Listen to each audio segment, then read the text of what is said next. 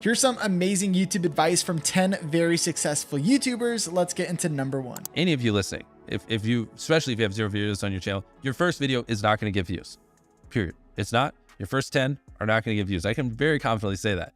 So stop sitting there and thinking for months and months on end and just get to work and start uploading. Like, all you need to do, this applies to people who have not uploaded videos but have dreams of being a YouTuber, is make 100 videos and improve something every time. Do that. And then on your 101st video, we'll start talking like maybe you can get some views, but you know, your first 100 are gonna suck. There are very freak cases like Liza Koshy or Emma Chamberlain who have really good personalities and it doesn't take them as many videos. And it's just like people who are 7'5" and making the NBA. Like, yes, there are freak cases you can find, but for the average person like us, you know, who don't have these exceptional personalities and, you know, backgrounds in filmmaking, just make 100 videos, improve something each time, and then talk to me on your 101st video.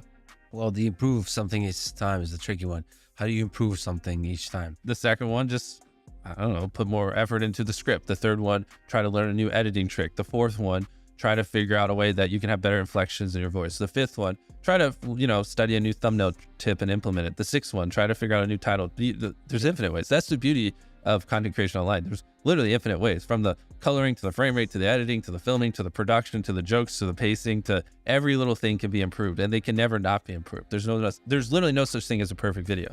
Don't really worry about what your niche is. Like, people get hung up on this, like, I don't know what to make videos about.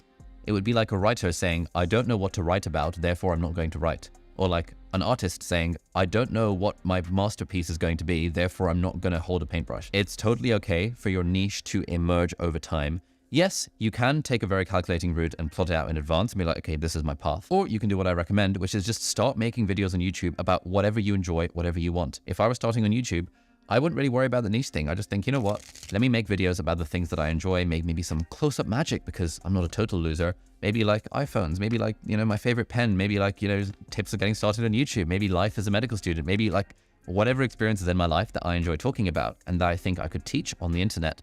That is the stuff I would start making videos about. And over time, as you start making videos about things that you enjoy, the audience starts to resonate with some of those things. And so your niche ends up emerging over time.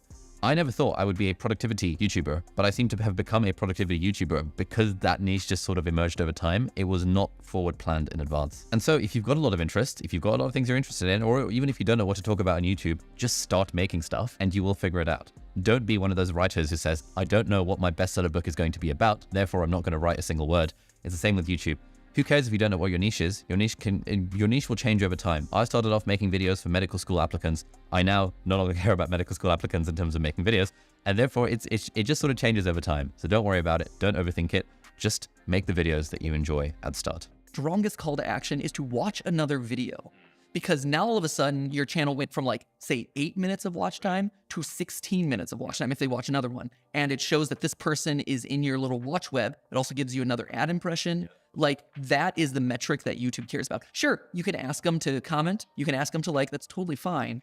But watching another video exposes them to more of your content and shows YouTube, I am a channel that keeps people on this platform for 16 minutes rather than just 8 minutes. Yep, that's incredibly well said. And for everyone listening, 2 call to actions. It sounds like one in the first third, then maybe the like. You don't want to ask them to watch another video and leave your current one. Yes. And the outro, just to clarify, is watch another. Correct, yes. As opposed to decision fatigue of like, watch, comment, subscribe. Yeah, people don't do any of those. It's a meaningless call to action. Patty Galloway was talking about the ideas of your video, and then he was also talking about the titles. When it comes to ideas, and this is something we do, I just don't think we've talked about it enough. No, for sure. He said to think of 100 ideas, bring it down to the top 10, and then choose one. He goes, I can't believe when people think of one video idea and they just go and make it. Keep in mind, he's working with like Mr. Beast. He's working with people who require a like killer video idea. The point is, ideas matter so much on YouTube. Start with volume and then work your way in to the best ones. You know, transitioning from a video idea to actually landing on a title. When Patty was talking about titles, it's just crazy how just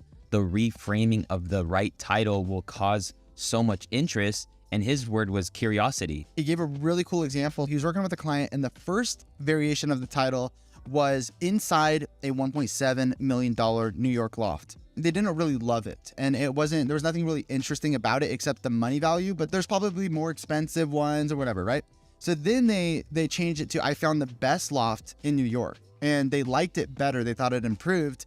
And then they added one more thing to it, which was, I found the best loft in NYC, ... but nobody wants it. And they were like, that's the title, to open up this curiosity loop. If it's the best loft in New York City, why does nobody want it? How can you breed curiosity into that? Because naturally, you want to click on something that sparks curiosity. You want to know the answer, and so you want to click on that video. On that note of like deciding what videos to make, how much are you good? How much does it play on your mind of, oh, I know if I make this sort of video, it'll get this many views, versus more like, I feel like making this video because I feel like it. And sort of that, to me, that's always felt like a bit of a spectrum of like doing things because I feel like it versus doing things because I know they'll perform well. How do you think about sort of videos along that spectrum? Yeah, so I think this is super lucky that the videos that I know will do well are the most interesting to me also, because they're about probably a piece of tech that is so cool that I want to check it out anyway, right? So on one half, it's like, what videos will do well? It's the hottest gadgets, the most impressive new things that people haven't seen before, collaborations with really cool, interesting people. Those I know before we make them are like, oh, those are going to do pretty well. And then on the other half is, what do I want to do? And sometimes it's, well, I want to check out this gadget. This seems pretty cool. Well, I kind of want to talk to this person. They seem really interesting to talk to. And suddenly like they're like meshing together and it's kind of the same pool of things. So often, again, it's like, I don't have that much pressure to like, I'm not into this video, but I'm going to do it anyway because I know it'll get a lot of views. That doesn't happen too often for me, because if I know it's going to get a lot of views, why is that going to get a lot of views? Because it's a really interesting piece of tech. Oh, okay. So I'm in. And has that always been your attitude, or was that a thing that changed over time? I think that's something I figured out over time. I know that there are videos that I make that aren't going to blow up like the ones that are the most popular gadgets, but I still want to share them because I still think they're cool. And I think if I can make the video in a way that actually shows why I'm so interested in it, then it will eventually be interesting to people and will catch on. So I think that's something I sort of learned probably in the second half of making videos, which is that we can sort of justify pretty much any video we want to make. Hey, I'd like to take a moment to talk about the sponsor of this video, Podcastle. Whether you want to do a solo podcast or have all of your friends on, Podcastle allows you to have up to 10 remote guests at a time. One of the coolest parts about this is that each person is going to be recorded locally on separate tracks. And it's really easy for bringing guests on because they don't even need a Podcastle account. You just need to send them their link and then they can come onto your show. Podcastle even has a mobile app, which makes it really easy for recording and exporting your content on the go. They truly make it as simple as possible to produce your podcast. Thank you so much, Podcastle, for sponsoring this video. Is there ever a point where it's like, there's too much content, I can't watch it all? I think so. And that's why sometimes, creating even more content is not necessarily a bad thing, because somebody might skip a day. And if they watch your video today and they didn't watch yesterday, they'll be like, oh, I might go back. She had one yesterday, so let me go back and watch that. I mean, I think it's really just about like focusing on what your audience is. Sometimes you might not know what your audience is, but just listen to them. I mean, I'm very quickly able to tell if somebody likes a video or they don't like a video in the comments. And I think the most painful comments is the ones where people are like, man, I usually really like your videos, but this one wasn't my favorite. Ouch. I'm like, oh, shoot, burn. Will you ever delete videos? No, I mean, I've definitely set some to private, mostly because it was just like announcement videos. Sure, yeah. So it's like, you don't want it up there afterwards. Yeah, it's like, hey, the come. meetup's over. Yeah, come meet me here. Well, that was like a week ago, so no. Right, okay. Even small YouTube channels can lead to big opportunities. One of the things that people make a mistake of is they're too focused on vanity metrics. And so we think, and we have mistakenly defined success on YouTube as you got to get a silver play button, you got to get a gold play button. It's about getting as many views as possible. And I believe that's a flawed definition of success. Views or subscribers are not the only metrics for success. One of the underappreciated benefits of starting a YouTube channel is the connections and communities that you build with your audience. YouTube allows you to build a loyal and engaged following, which can lead to opportunities for monetization, other forms of income, collaborations, and even career opportunities. So the mistake people are making is they're like, is it too late to start a YouTube channel? It's like, well, what do you even mean?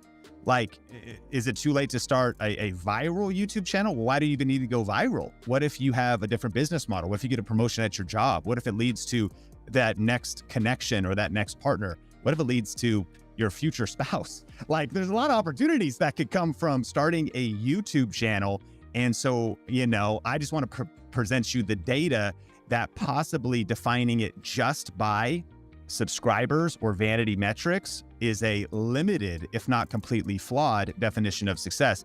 And speaking of starting a new channel, or if your channel is small, if you haven't heard, we actually are doing a 5-day free YouTube challenge. And so if you go to tube1kchallenge.com for the new year, if you're interested in saying, Sean, I do see the opportunity on YouTube, I would like to learn some of the best tips and strategies, you can go to tube1k, the letter K, challenge.com right now. If you want to jumpstart your views right now, and maybe you're not getting the momentum or the growth that you want, is jump on trends within your niche. Can you talk about how that completely changed everything to you, and what your thoughts are when it comes to people jumping on trends, and what are your tips? Yeah, I think, doesn't he call that trend hacking? Yeah, for sure. That's everything right now. That's what Mr. Beast, and from the biggest to the smallest, that is one of the best ways to garner views and that audience and a following of subscribers and such. And so for me, it's kind of funny. I know if I have a gadget, a tech product that is maybe about to be released, if I get maybe a pre-release review unit, then it's almost like for certain, okay, well, people are going to be searching about it and talking about it right on that release date, and so that video will do well. Now, of course, you don't always get that product early. That's very hard, especially when you're first starting out. So maybe if that product just releases, then I can maybe go buy it and then quick in a couple of days turn around a video. That will often do well. Another thing is seeing that wave or that trend, the virality of something before it hits. I was on that wave right before it started to take off. And that's why I think I made it just a well-condensed little review video on hoverboards, and then YouTube really liked it. And it's like, okay, this is the authority on hoverboards. And so when all these millions of people are searching for hoverboards and how to buy one and stuff like that, I was the one that they promoted. And so there's a lot of, it's easier said than done, but trying to stay ahead of the curve on what that next trend is going to be, and then riding that wave. And then you got to remember that that wave will finish, it'll crash down, and then you got to paddle back out and then find the next one. Nothing survives forever. So I see a lot of people, even myself, hoverboards, they were hot for a little while and then they faded away. And it's like, okay, if I only did hoverboard reviews, my channel would be dead, but I had to pivot. And I like all things tech anyway, so that was kind of a natural fit. But yeah, always looking for that next wave is really key. So what's the secret to creating a good short? A lot of B-rolls. Everything that I state, I have a B-roll. And then the doctor came in with this interesting device, and I show the device. So every phrase has to be supported by footage that shows what's going on. And the more relevant the footage is, the better it is for the video. They have to be as relevant as possible, because sometimes we go to Shutterstock and we're talking about, a lot of students in the US, and then we have these faces that we've seen everywhere, like plastic acting, I don't know. You see, they're not relatable because they're actors and the production quality is amazing. But this is not what works for shorts. Something that's raw, something that is filmed with an iPhone, maybe worse quality. This is what people are looking for in that type of content. We experimented a lot with repurposed videos from YouTube. You can just tell that this video was not made for shorts. And you're like, why should I bother if the creator didn't bother creating a short specific video? And we noticed that once I switched to creating content specifically for short videos, that the traction has been tremendous. There's such a tendency, especially in a world where you're able to count your views in real time, that if it doesn't work today, it's never going to work. And, I talked to Jimmy, Mr. Beast, about this a lot. And that guy spent 7 years making videos before he had one that broke 1,000 views or something extraordinary like that. And now he's doing 1 billion views a month. Or my brother Van, who's the most brilliant mind on all of YouTube. And Van had this initial explosion of interest because he and I worked so hard to promote his first videos. And then I explained to him, I was like, look, it's all going to go away. You're going to find your baseline, then you're going to build from there. and he's been consistently uploading for a year, making the best work he can make. And now he's really building out what is going to be a successful long-term career, making videos and putting them on the internet. Yeah, and I it's think really that cool to watch that. it's extremely unsexy. It's extremely uninteresting, and no one wants to hear that it takes time, but it takes time. And I think if it's something that, especially if you're young and just getting into this, you don't want to invest. But patience is really the most undervalued aspect of succeeding in the world of media today.